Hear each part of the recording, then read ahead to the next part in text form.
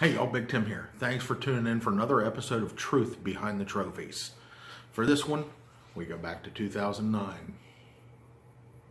Barrenriverlake. What was it? May 31st, 2009. I have always loved Barrenriverlake. I've always had a connection with it. It was one of the first lakes I ever went to as a kid. I never went fishing there. But I remember my dad was down there working in Glasgow, and Mom and I went down for the weekend, and he had a little old runabout with a little like 90 horsepower motor on it, and we got to go out on the lake, and we walked around the lake back there, and there were the little, I guess it was coral, and it looked like Cheerios, or we thought it was Indian or Indian necklace beads or something, but turns out it was coral. So me and Barrenriverlake go back a long way. And when this one came up on the schedule, I was real excited about it. But I had a problem. I had my Ranger boat that I had at the time was in the shop. I believe the issue that we had there was, honestly, I don't remember what the issue was. It may have been the trailer. But yeah, I did not have a boat. And I was in running for Angler of the Year. I believe this was the third tournament in the series. And I had a real good shot at Angler of the Year. I'd already placed well in the first couple tournaments. And I didn't know what I was going to do. I didn't have a boat. I wasn't about to ask my dad to borrow his. That's just something you didn't do. So I really didn't know how that was going to happen. I actually ended up calling the president of the federation, Donnie, and I told him the situation. I was like, man, I don't have a boat. I don't know what to do. So he tells me to just put my entry form in as a boater. There will probably be enough boaters that don't have guarantees that they'll have to do boater draws and just show up. He'll make sure that I get in with another boater. As fishermen, we all like to be in control for the most part, and definitely that's me too. And but that year, Bubba, and you've met Bubba before, he's been on several of my videos, particularly Williamstown, but Bubba was my travel partner back then, and it was a very difficult process for me to drive down to Barren with no boat on the back of the truck, and just had to have faith in the process, have faith that things were going to work out. And, I've had moments before, talking about our state championship that we had, and things like that. And, things have always seemed to work out for me. But that's because I was kind of in control of my own destiny, so to speak. And this time I was really having to throw my destiny out there and have faith that things were going to work out. And, that was a difficult thing for me, to drive down to Barrenriverlake and have faith that things were going to work out. So when I get down there, there was a full field. I mean, I shouldn't say a full field, but there were a lot of people. And I think the numbers were really close to being even as far as boaters versus non-boaters. And I thought, man, there's no way I'm going to get in this tournament. I'll have to enter as a non-boater, and there goes my Angler of the Year possibilities. And so I went and talked to Donnie, and he said, we'll figure something out. So what they figured out was a great idea. They had a fellow there, and everybody knew him as Papaw. His name was Jim. Jim was an older fella. He was a medic in Vietnam. And I'd known Jim for a couple years, and we'd always had small discussions here and there, but not really any length of time did we ever spend together. So I thought this was going to be a great opportunity. What they wanted was for me to be able to go out and take care of Jim, because he had some health issues, and they said if I agreed to go out and take care of him, they would put me in the boat with Jim, and I would be able to use boater draw and use that for my Angler of the Year points. So I was totally cool with that, man. Here's an opportunity to go fish with somebody that I'd already known and liked, and got to know a little bit better. So the morning of the tournament, I meet up with Jim, and he says, here's the boat. You just take me to one spot and you can fish wherever you want the rest of the day. I said, well, that's all right. That's pretty cool. And he wanted me to drive his boat. He didn't even feel like driving it. So I drove where he wanted to go. And we fished there for a little while.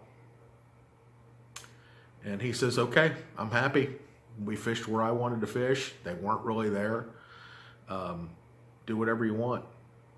And I thought, well, he's really kind of on a good spot anyway. So I just kept going down the same bank and started catching a couple fish. It was nice. It was a bluffy type bank, real close. It was in Peters Creek, real close to the marina there in Peters Creek.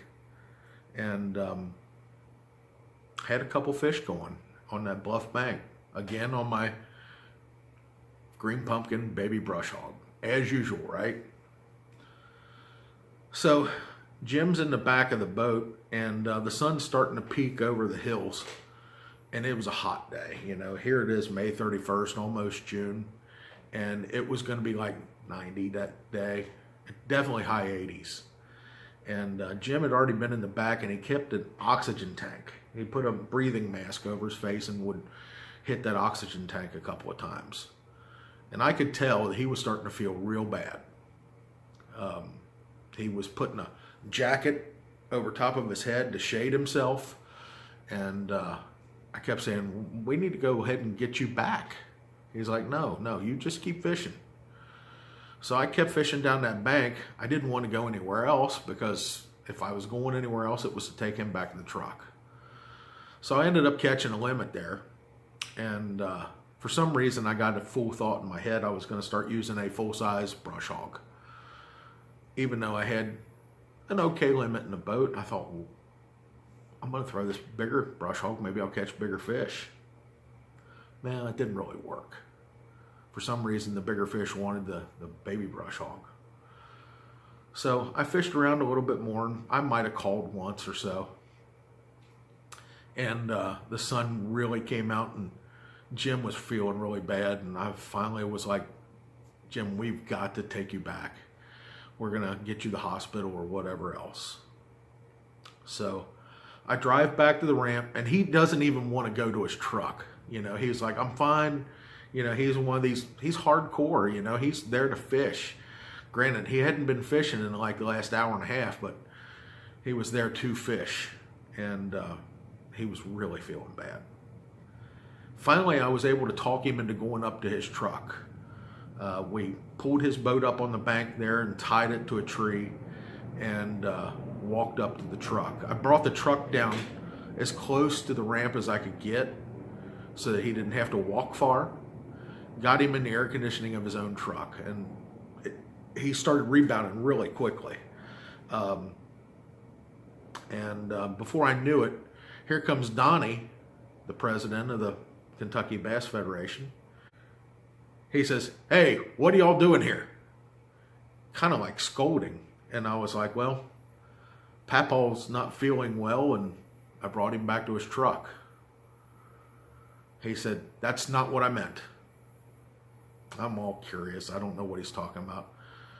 I said, what do you mean? You know, he doesn't feel good. He's got to be here. And he says, no.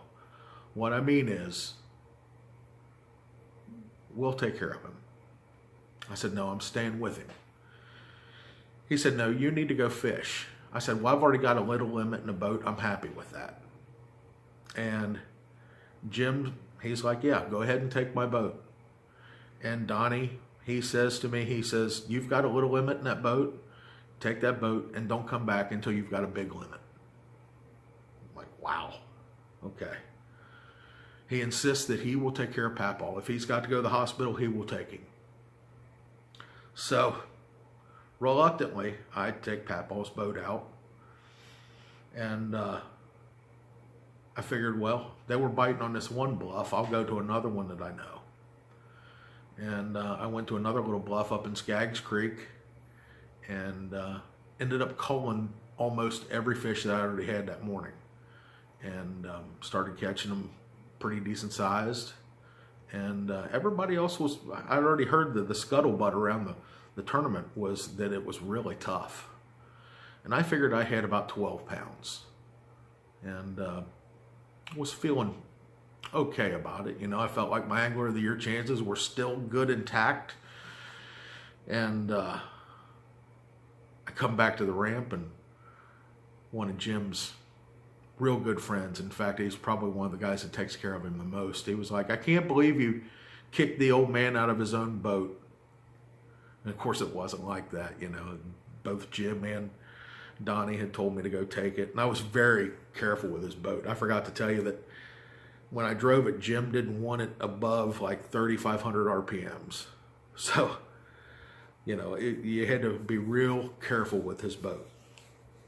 And I was very careful. Nothing could happen to it. So I got in, and when Jim saw me, he was feeling much better from sitting in the air conditioning.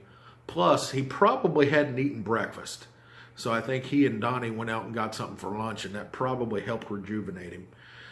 But he was feeling and looking a whole lot better by the time I got back for weigh-in. When Jim saw me, he backed his truck down there, and I put it on the trailer. I got out and winched it and everything else.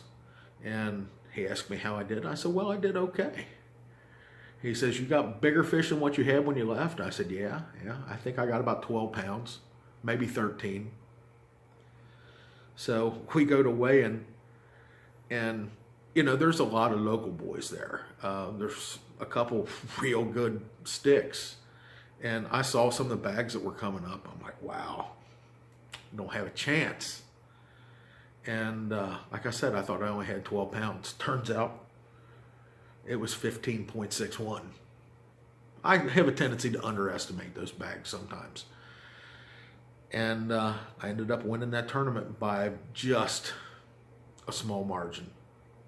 I know second place had about 15 something too, but I just barely edged him out. And he was a local boy. And man, I tell you what, you talk about feeling good. Again, it's one of those instances that I felt like I had a purpose. I felt like I was there to take care of Jim. If I hadn't been there, who knows what would have happened. He may, because like I said, I had to talk him into going back to his truck. He's, like I said, he's hard-headed, old school. He wanted to be out fishing. And maybe if he's with somebody else, he wouldn't have came back.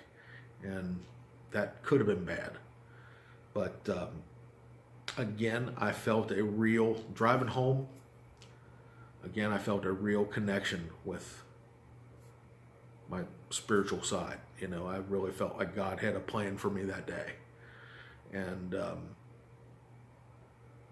the whole way home, I was just, I don't want to say overly emotional, because that makes people think that I was crying. But I was just, I don't know, ecstatic is the word. And I really felt a connection and really felt spiritual and everything else. And like I said, I felt like I had a purpose that day, you know, and the purpose was not only win the tournament, but to help take care of Jim. Jim and I became good friends, and Jim has since passed. And I think about him fairly regularly. I remember when we were in the boat, we were fishing. And like I said, Jim's a good deal older than me. He's about my dad's age. And while we were fishing on that bluff, he was like, if I played any music, would it bother you? And I'm like, no, not at all. So I expected some old country or something like that. And I've been a fan of Leonard Skinner for years. And that's what he fired up. That's one of the things, like I said, when I'm loose and when I feel good and I don't feel pressured, that's when I fish at my paramount. You know, I'm just incredible when I'm at ease. And that music really helped me feel at ease. I was having a good time bebopping in that boat. Jim was having a good time until he started feeling bad. And it was a great trip. It was just an absolutely great trip. And I wouldn't trade that for the world. And Jim, buddy, I miss you. Still think about you regularly. I think about that trip. And hope you're enjoying yourself. But anyway, that's this episode. Thanks for tuning in. We've got more coming for you, so stay tuned.